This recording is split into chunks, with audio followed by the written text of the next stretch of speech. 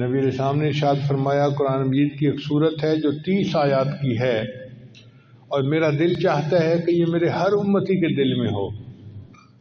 اب آپ بتائیں کہ جب نبی علیہ السلام یہ تمنا فرماتے ہیں، وش کرتے ہیں کہ میرے ہر امتی کے دل میں ہو، تو ہم میں سے ہر بندے کو سورہ ملک یاد کرنی چاہیے۔ 30 آیات ہے نا، ایک آیت روز یاد کریں، ایک مہینے میں یاد ہو جائے گی۔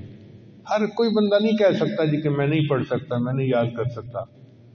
30 آیات ایک مہینے میں یاد کرنا بہت آسان سا کام ہے۔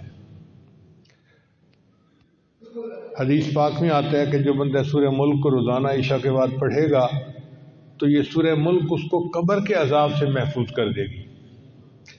فرشتے اس کو عذاب دینے کے لیے آئیں گے، مگر سورہ ملک ایک پرندے کی طرح آئے گی اور پر پھیلا دے گی اس کے اوپر۔